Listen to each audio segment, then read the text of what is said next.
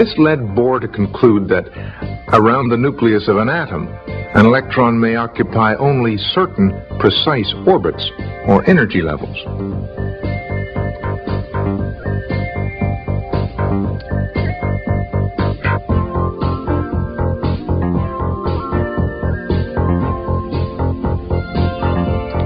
Bohr predicted that for the hydrogen atom, the radius of those allowable orbits was given by an equation directly related to the orbit number.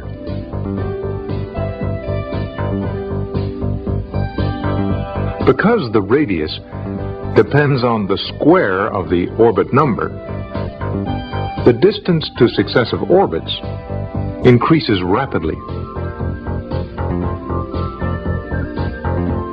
There is no theoretical limit to the number of orbits.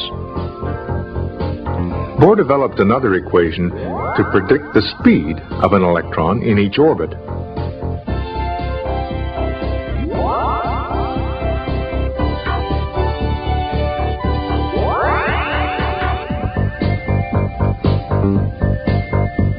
Most important, Bohr found a way of calculating the energy of the electron in each orbit. It's a function of the speed of the electron and the attraction between the nucleus and electron, which, as Coulomb's law describes, depends on the square of the distance between them. Using this formula, Bohr predicted the energy levels for each of the allowable orbits in the hydrogen atom. In formulating his concept of atomic structure, Niels Bohr concerned himself primarily with the simplest atom, hydrogen, which has one electron. By calculating the possible energy levels of orbiting electrons, Bohr was able to explain the specific frequencies of radiation that can be detected when hydrogen is under constant bombardment from moving electrons. In Bohr's concept, a free electron may eventually collide with an orbiting electron.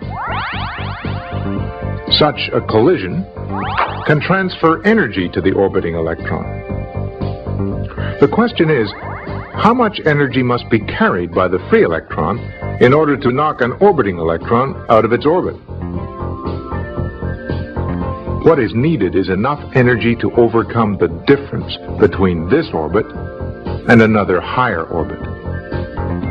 In this case, if the energy of the bombarding electron is less than 10.2 electron volts, there will be no interaction between the target atom and the free electron. But an electron of exactly 10.2 electron volts can give up all its energy to an orbiting electron in the ground state and bounce it up to the first excited state, n equals 2. The free electron will escape from the atom with zero energy. An electron is not limited to a jump to the nearest higher orbit. It can jump to a farther orbit, as long as a colliding free electron has at least enough energy to equal the difference between the orbits in question. In every case, any leftover energy is retained by the free electron. If a bombarding electron has and gives up more than 13.6 electron volts to a hydrogen atom, the orbiting electron is liberated from the nucleus, and the atom becomes ionized.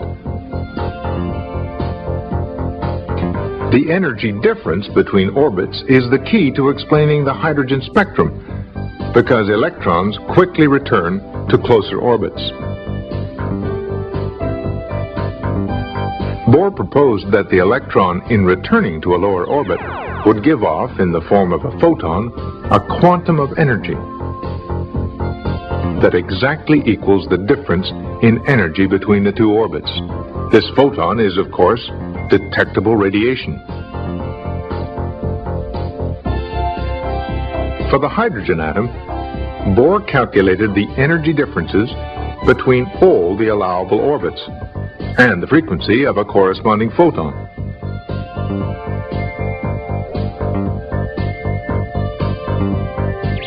Just how well did Bohr's model predict the hydrogen spectrum? We'll find that out in the next program. The model was certainly good enough to be a passport for the atom to enter into the world of modern quantum physics.